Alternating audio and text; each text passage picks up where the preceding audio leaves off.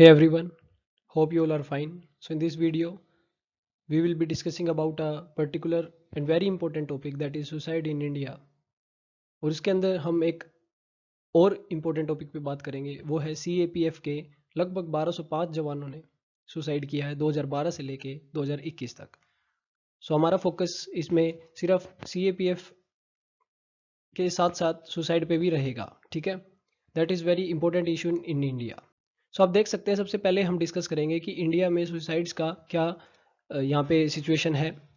सो देखिए, 2016 में लगभग 1,31,000 सुसाइड हुए हैं, लगभग इतने।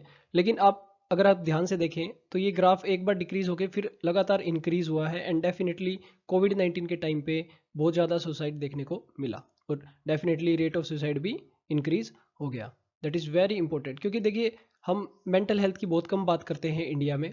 हमें सिर्फ ये रहता है कि ठीक है, एजुकेशन ले ली, उसके बाद जॉब मिल गई, ठीक है, एक मैरिड लाइफ जी रहे हैं, ठीक है, तो हमें लगता है कि लाइफ हो गया कंप्लीट, इतना बहुत है, हमें बहुत कुछ मिल गया। लेकिन नहीं, ऐसा नहीं है। हमें मेंटल हेल्थ की भी बात करनी चाहिए। काफ़ी प्रॉब्लम्स होती है, काफ़ी लोग जो हैं कई बार अपनी लाइफ से बहुत ही ज़्यादा प्रॉब्लम्स फेस कर रहे होते हैं।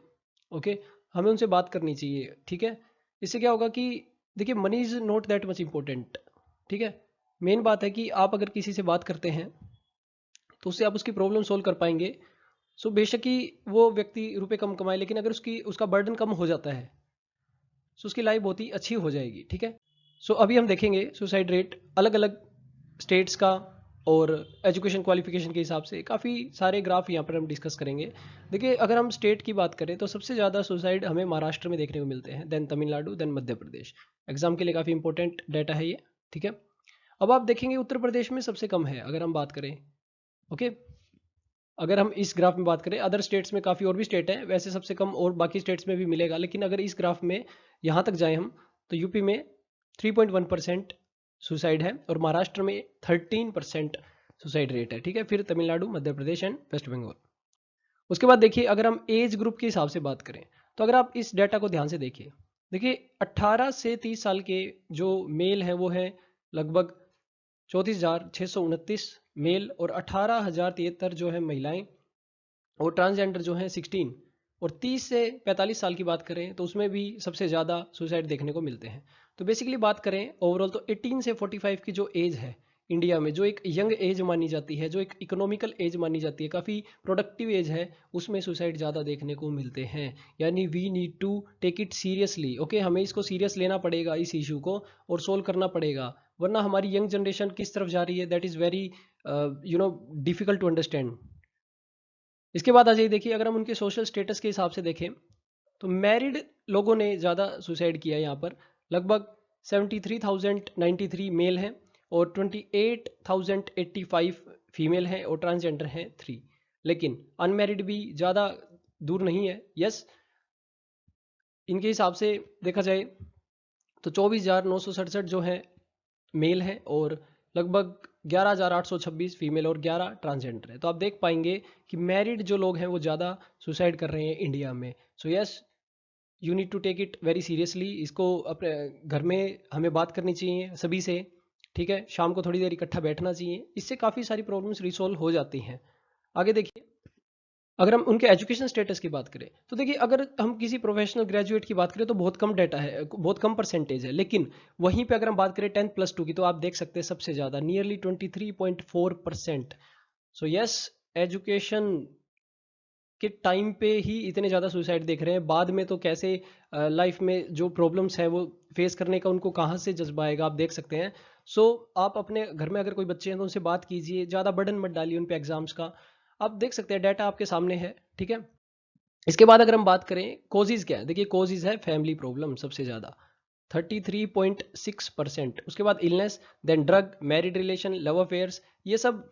देखिए, जो प्रोफेशन, एग्जाम में फेल होना, ठीक है, डियर पर्सन, कोई हमारा बहुत ही पसंद का व्यक्ति था परिवार में, उसकी डेथ की वजह से सुसाइड कर लिया किसी ने, ये सब बहुत ही कम परसेंटेज में। अगर हम देखें बेरोजगारी भी यहाँ तक की बहुत कम परसेंट में। लेकिन ये देखिए, आप देख सकते हैं ये जो जिनको हम बहुत सीरियस नहीं लेते, ठीक है, हम सोचते हैं कि कोई बात नहीं, प्रॉब्लम है, हो जाएगी सोल्व, ठीक है, उनमें सबसे ज़्यादा परसेंटेज सुसाइड का देखने को मिलेगा। उसके बाद आ जाइए प्रोफेशन के हिसाब से, डेली वेज वर्कर सबसे ज़्यादा है, हाउसवाइफ जो घर में हमारे मम्मी वगैरह हैं या जो हाउसवाइफ होते हैं, उनका भी परसेंटेज सेकंड नंबर पे आता है।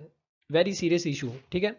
और इम्पोर्टेंट है कि अनएम्प्लॉयड 10.2 है और जो सेल्फ एम्प्लॉयड पर्सन है वो ज़्यादा है। आप देख सकते हैं इस चीज़ को। तो यस, बहुत ही मेंटल स्ट्रेस बढ़ता जा रहा है इंडिया में देखा जाए तो, कोविड-19 के चक्कर में तो और भी ज़्यादा। सो आप अपने डियर वन से बात करें। अगर आप किसी से भाई बोलते नहीं है, मान लीजिए किसी इशू से, तो प्लीज़ देखिए, लाइफ एक है, ठीक है ना। लाइफ एक है, ऐसा तो है नहीं कि 7 जन्म आपके, इसका मतलब ये कि एक जन्म में आप ये कर लो, एक में स्पोर्ट्स कर लिया, एक में नौकरी ले ली, एक में पढ़ाई कर लिया ना, ऐसा नहीं होगा ना। एक में ही सब कुछ करना है। सो आप बातें कीजिए उनसे, मिलिए सभी से, ठीक है। बाहर निकलिए, बाहर घूमिए, everything is important in life.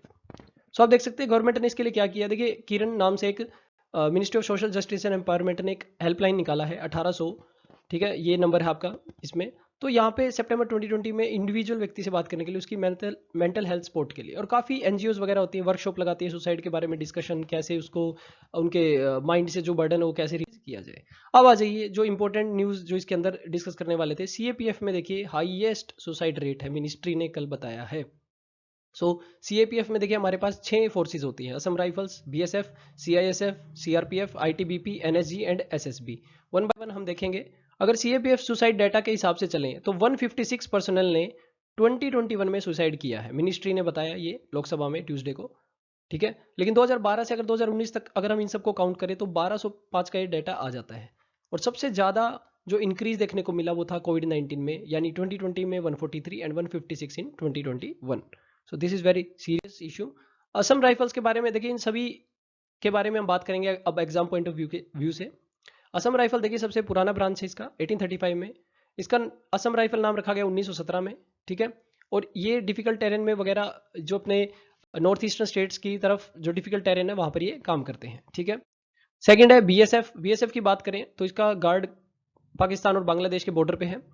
और यहाँ पे बात करें इसका कब स्टार्ट हुआ, देखिए 1965 की जो लड़ाई थी उसके बाद इसको स्टार्ट किया गया, 1 दिसंबर 1965। इसका मोटो है जीवन पर्यंत कर्तव्य, ठीक है। अगला हमारे पास CISF, that is central industrial security force. ये सिक्योरिटी फोर्स इंडस्ट्रीज की जो है सिक्योरिटी करती है। लगभग 300 जो हमारी इंडस्ट्री है इंपॉर्टेंट, जहाँ पर खतरा हो किसी अटैक का, जैसे एटॉमिक पावर प्रोजेक्ट है, कोई कोई स्पेस प्रोजेक्ट है, कोई तेल का फील्ड है, कोई पोर्ट है, कोई माइन है, ठीक है ना। ऐसे इंपॉर्टेंट जो इंडस्ट्री होती है हमारे देश के लिए, जिनसे हमारी इकोनॉमी चल रही है, उनकी रक्षा के लिए बनाया गया है। अगला है हमारे पास सीआरपीएफ। देखिए सबसे बड़ा सीएपीएफ का पार्ट है, ठीक है। और अगर हम बात करें तो इसका लॉ एंड ऑर्डर मेंटेन करना है, और काफ़ी पहले से ही है, ठीक है। असम राइफल तो देखिए ओल्डेस्ट है, लेकिन 1939 में इसका नाम था क्राउन रिप्रेजेंटेटिव्स पुलिस। लेकिन आज़ादी के बाद इसका नाम 28 दिसंबर 1949 में सीआरपीएफ रख दिया गया, ठीक है। नेक्स्ट हमारे पास एनएसजी। देखिए ये काउंटर टेररिज्म की यूनिट है, और 16 अक्टूबर 1984 ऑपरेशन ब्लू स्टार के बाद इनको बनाया गया। और black cats, the black cats इनका जो निकनेम रहेगा। नेक्स्ट हमारे पास सशस्त्र सीमा बल, नेपाल और भूटान के बॉर्डर पे काम करते हैं, याद रखिएगा। 20 दिसंबर 1963 में बनाया गया। कब? 1962 में जो चाइना के साथ लड़ाई हुई थी उसके बाद इनको बनाना हमारी एक ज़रूरत थी, ठीक है। अब आज ये रीजंस क्या है सीएपीएफ में सुसाइड की अगर हम बात करें, देखिए काफ़ी ज़्यादा तो मेनली हार्श वर्किंग कंडीशन, कुछ फैमिली इश्यूज, साथ में उनको कभी कभी लीव ना मिलना, लेकिन डोमेस्टिक प्रॉब्लम देखिए उनका, इलनेस, फाइनेंशियल प्रॉब्लम, ये भी मेन रीजंस माने जाते हैं, ठीक है। वही सेम रीजन जो हमारे इंडिया में सुसाइड के रीजंस है वही इनके लिए लागू होते हैं मोस्टली। उसके बाद अजी सरकार क्या कर रही है, देखिए यहाँ पर 2019 में सरकार ने क्या किया है कि 100 दिन का लीव का वो इंक्रीज कर दिया है टाइम पीरियड, 75 था पहले, और अब इसको इम्प्लीमेंट करना है, ठीक है।